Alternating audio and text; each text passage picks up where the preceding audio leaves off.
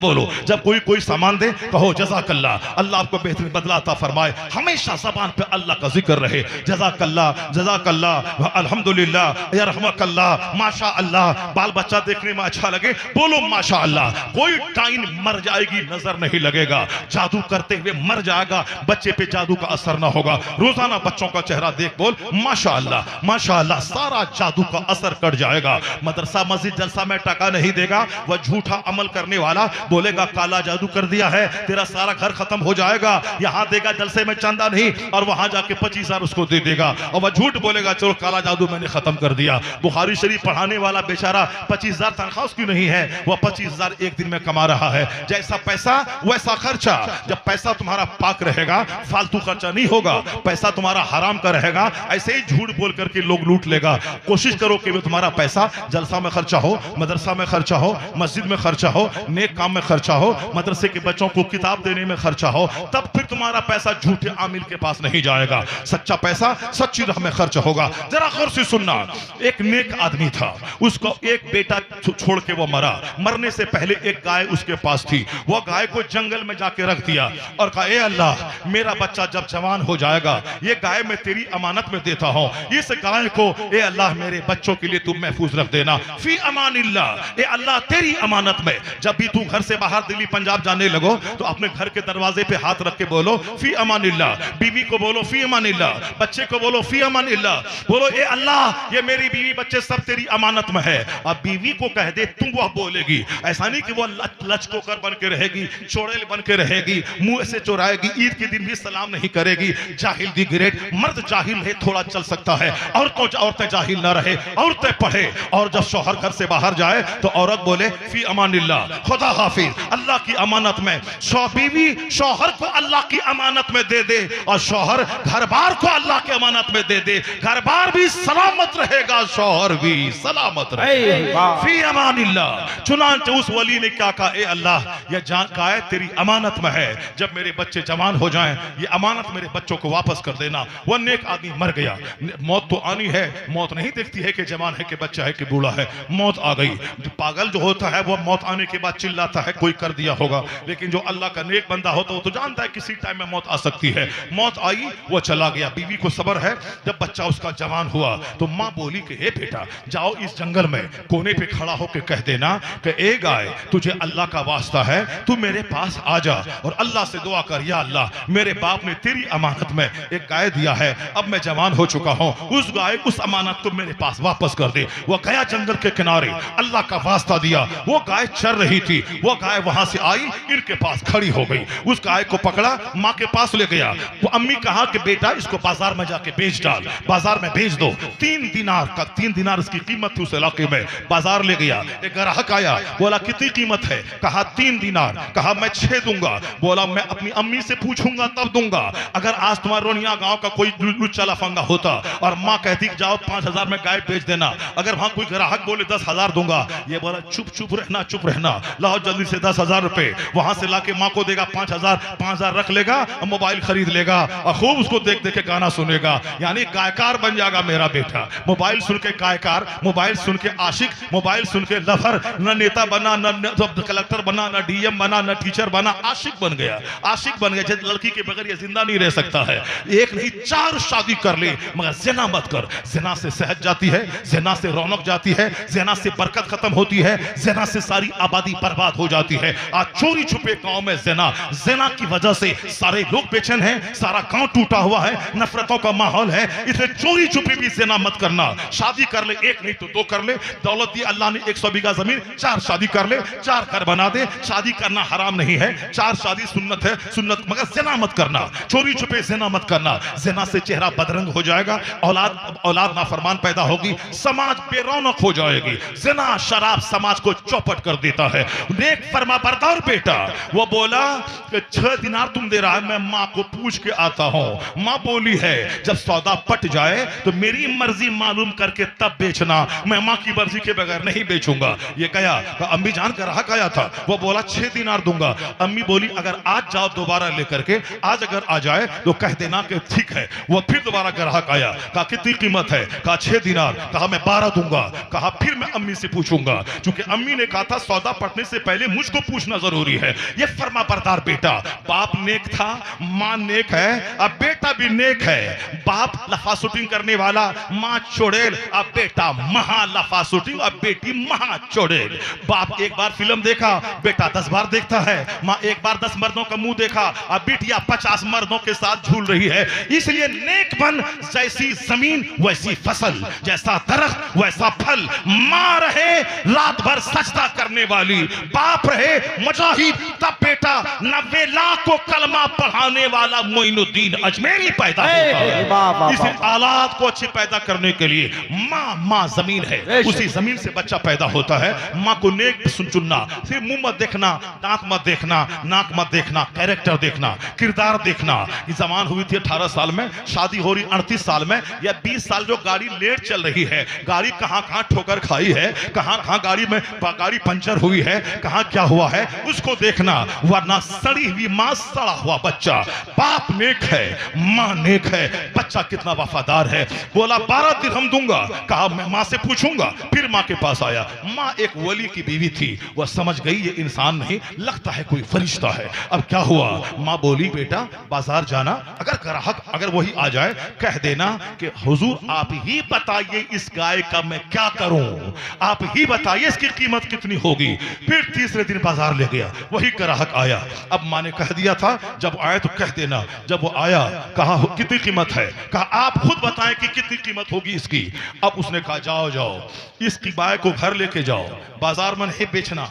बनी इस्राइल के लोग गाय ढूंढते हुए आ रहे हैं, बनी इस्राइल के लोग गाय ढूंढते, वही जो मारा था, जो मूसा ने जो कहा था कि गाय ज़बह करना, बनी इस्राइल के लोग गाय ढूंढते हुए आ रहे हैं। उनको ये कह देना कि इस गाय की खाल में सोना भर देना, यही कीमत है, सोना भर देना यही कीमत है। चुनांचे गाय को लेकर घर आया।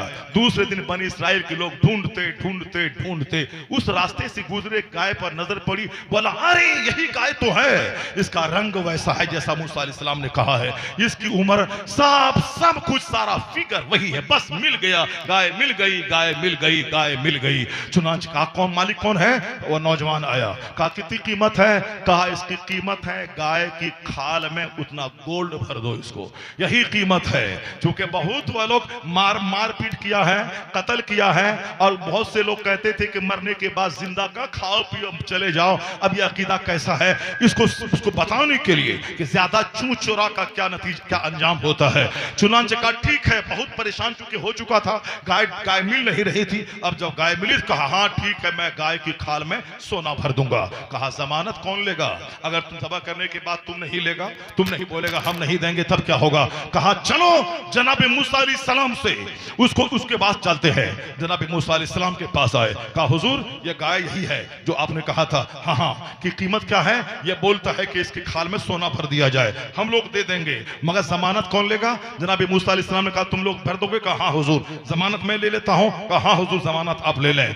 चुनांचे क्या हुआ, गाय ज़बह की गई, गाय के गोश्त से उस मकतूल जो कत्ल हुआ था उसके चेहरे पे मारा गया, वो जिंदा हो गया। सुभान अल्लाह, वह जिंदा हुआ और बोला यही मेरा चचेरा भाई, यही जो बोलता है कि इसने कत्ल किया है, इसी ने मेरा कत्ल किया है, इसी ने मेरा कत्ल किया है, इसी ने मेरा कत्ल किया है। कातिल का पता चल गया, उन्होंने अपने कातिल का पता बताया, फिर उसके बाद वो मौत की आगोश में चले गए। जिंदा होने के बाद उन्होंने बताया, तो जिंदा हो गया, जिंदा होने के बाद बताया यह मेरा कातिल है। वो कातिल पकड़ा गया और अल्लाह फरमाता है यह सारी बात बयान करने के बाद, कज़ालिका युहिल मौता, इसी तरह अल्लाह मौत के बाद तुम्हें दोबारा जिंदा करेगा। जो अकीदा कमजोर हो रहा था कि मरने के बाद कुछ होगा कि नहीं होगा, जिंदा करके दोबारा हिसाब लिया जाएगा कि नहीं लिया जाएगा, इस वाकया से अल्लाह तबारक व तआला अपने बंदों को बता दिया कि वो अल्लाह जिसने इस मकतूल को जिंदा किया, वही अल्लाह तुम्हें मौत देने के बाद दोबारा जिंदा करेगा। वयुनब्बिउकुम, और वह तुम्हें बता देगा जो कुछ तुम दुनिया में करते थे वह सब तुम्हारे सामने आ जाएगा। अल्लाह तबारक व तआला नेक बंदों को नेक सिला देता है। तो इसका मतलब बाप अगर नेक हो तो उसका इनाम बच्चों को मिलता है। अगर माँ का फरमाबरदार हो बच्चा, उसका इनाम अल्लाह की तरफ से मिलता है। अगर बाप हो शराबी, अगर बाप हो कैंसर से पीड़ित, अगर बाप हो ज़िनाकार, तो इसका मतलब है वो तो खुद अजाब में मुब्तला होगा ही, लेकिन मनहूस बाप की नहूसत उसकी औलाद में भी चली जाएगी, उसकी औलाद जलील होगी, उसकी औलाद रुस्वा होगी। इसलिए सिर्फ लज्जत के लिए शादी मत करना, शादी करना नेक औलाद के लिए, सालेह औलाद के लिए, फरमाबरदार औलाद के लिए। अब ऐसी औलाद पैदा होगी कैसे? सुने मेरी माँ बहन बेटियां, हुजूर ने क्या फरमाया? अल मरअतु इज़ा सल्लत खम्सहा व सामत शहरहा व सनत फरजहा व ताअत बालहा। ये 4 काम औरत करे सिर्फ। इसको ना रोजी रोटी कमानी है, शौहर जिम्मेदार है, इनको काम सिर्फ करना है 5 वक्त नमाज पाबंदी से पढ़े।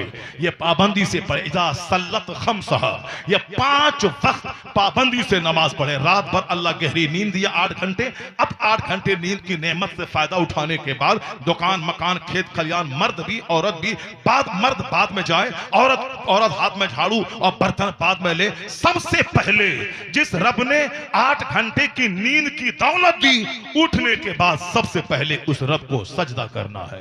यह नमाज फजर रात की नेमतों का शुक्राना है। फजर से जोहर तक 8 घंटे कोई काम नहीं, जोहर में नमाज पढ़ना है। 8 घंटे कोई नमाज फर्ज नहीं, जोहर पढ़ना है। यह 8 घंटे की नेमत का शुक्राना, जिस रब ने हाथ दिया, जबान दी, पांव दिए, सारा पार्ट्स दिया। अब जोहर में उस रब को सजदा, 4 घंटे के बाद असर में सजदा, 2 घंटे के बाद मगरिब में सजदा, 2 घंटे के बाद ईशा में सजदा। ईशा से लेके फजर तक कोई नमाज फर्ज नहीं, वह सोने का टाइम है। फजर से लेके जोहर तक कोई नमाज फर्ज नहीं, वह काम का टाइम है। तो यह 5 नमाजें 24 घंटे की नेमतों का शुक्राना है। यह हर मुसलमान अक्लमंद आकिल बालिग औरत मर्द, शहरी देहाती, बीमार तंदुरुस्त, बादशाह रियाया, सब पर फर्ज है। ज़कात सब पर फर्ज नहीं जो साहिब माल है, हज सब पर फर्ज नहीं जो साहिब इस्तिताअत है, रोजा साल में 1 महीना, मगर नमाज ये 24 घंटे जो अल्लाह की नेमतों से फायदा उठाते हैं, उसी का शुक्राना है।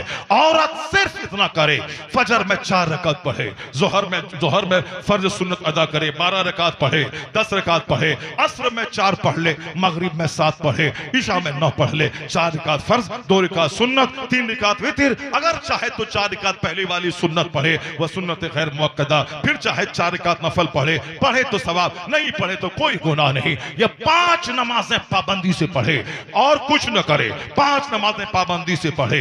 वह सामत शहरहा, साल के 12 महीने रोजी देने वाला अल्लाह 11 महीने खाते रहे हमेशा, 1 महीना रमजान का पाबंदी से रोजा रखे। औरत अगर नापाक हुई हर महीना, उन दिनों में नमाज माफ है, मगर रमजान का रोजा माफ नहीं है। उन दिनों में रोजा न रखे, बल्कि पाक होने के बाद जितने रोजे कजा हुए हैं उसको रख ले। आने वाले रमजान से पहले जब तक पिछला कजा अदा न करे, अगला फर्ज उसका मुअल्लक रहेगा, इसलिए पहले वो कजा अदा कर ले। वो पाक होने के बाद जरूर रोजा रखे।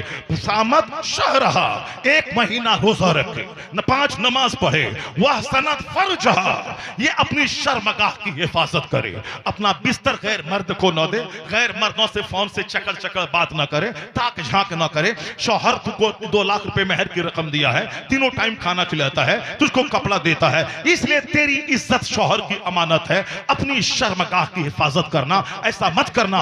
रात हम बंबई में थे, बंबई में एक मौलवी साहब ने बताया, ये जाहिल बाबा था, वह बहुत कमाता था, लेकिन उसकी बीवी 3 बच्चों के साथ, जो उसका नौकर राकेश नाम का था, उसके साथ वह भाग गई। अब जाहिर सी बात है, आप बाहर घूमते रहिए, यहां वहां जाते रहिए, अपने घर की बीवी बाल बच्चों को नमाज रोजा मत रखवाइए। वो तो आप ही के ड्राइवर के साथ तो भागी जाएगी, वो आपके राकेश के साथ को भागी जाएगी। इसलिए अपनी बीवी पे कड़ी नजर रखिए। ऐसा नहीं कि दोस्त आ गया, चाय लाओ जी, ये हमारा फ्रेंड है, जरा मुलाकात करो इससे जी, तो अगर दोस्त से मुलाकात करवा दिया तो तुम रहोगा दिल्ली में, और तेरा दोस्त यहाँ आएगा, तेरे दोस्त से आंख 4 होगी तो तू दिल्ली झाड़ते रहो, तेरे दोस्त के साथ ये भाग जाएगी। तेरा पीर साहब क्यों ना आ जाए, अपनी बीवी को पीर साहब के पास मत जाने दे, अपनी जवान बेटी को पीर साहब के पास मत जाने दे। तेरा बहनोई क्यों ना आ जाए, तू साली है, अपने बहनोई के पास मत जा, वरना तेरा शौहर तेरी बहन को लेके भाग जाएगा। खिलाफे पैगंबर कसे रह गुज़ीर कि हर किस पर मंजिल न खाहद रसीद, मुस्तफा के खिलाफ जो करेगा कभी मंजिल मकसूद पर न पहुंचेगा। आज जो अपनी बीवी को छोड़ के साली को लेके भाग रहा है, अपनी मुरीदनी को लेके पीर भाग रहा है, अपनी शागिर्दनी को लेके उस्ताद भाग रहा है। मुस्तफा की शरीयत के खिलाफ जो भी करेगा यही हाल होगा। देवर से पर्दा फर्ज है, सन भाई से पर्दा फर्ज है, चचेरे ममेरे फुफेरे भाई से पर्दा फर्ज है। क्या कहा हुजूर ने? 5 वक्त की नमाज पढ़, रमजान का 1 महीने का रोजा रख, अपनी शर्मगाह की हिफाजत कर, अपने बिस्तर शर्मगाह की हिफाजत कर, खैर मर्दों से आंख मत मिला, शर्मगाह उसको मत दे। वह ताअत बालहा, अपने शौहर की बात मान। शौहर बोले काला पहाड़ व्हाइट कर, व्हाइट कर। अगर अल्लाह के अलावा दूसरे को सजदा करना जायज होता तो हर औरत को हुक्म होता शौहर को सजदा करे। कितना बड़ा मकाम शौहर का है। ऐसा नहीं कि 50-50% है, एक बार मैं कपड़ा धोऊं, दोबारा तुम धोना, एक दिन मैं खाना बनाऊं, दूसरे दिन तुम धोना, एक दिन मैं तुम्हारा पांव दबाऊं, दूसरे दिन तुम मेरा पांव दबाना, ये नहीं चलेगा। शौहर जो बहुत बड़ा मकाम रखता है, महर की रकम, खाना, कपड़ा सब शौहर देता है, तो उसका मकाम इतना बड़ा है, उसके बदन में पीप हो जाए, अपने मुंह से चूस लो, फिर भी शौहर का हक अदा ना होगा। जबान मत लड़ाना, वह ताअत बालहा, शौहर की बात मानना। क्योंकि हुजूर ने कहा है तुम तो अला बाबिल नार, मैं जहन्नम के दरवाजे पे जब खड़ा हुआ, फराई तो अक्सर अहले निसा, तो मैंने अक्सर जहन्नम में औरतों को देखा है। क्यों? औरतें नमाज पढ़ने में सुस्ती करती हैं, शौहर की नाफरमानी करती हैं, लानत मलामत ज्यादा करती हैं, नाशुक्री ज्यादा करती हैं। 10 साल ईद में कपड़ा दो तो ठीक है, एक बार मत दो तो बोलेगी तुमने दिया ही कब है जो आज देगा। 10 साल की सारी नेमतों की नाशुक्री 1 मिनट में कर डालती है। इसलिए यह कड़ी सुरक्षा चाहिए। बाप सुरक्षा दे।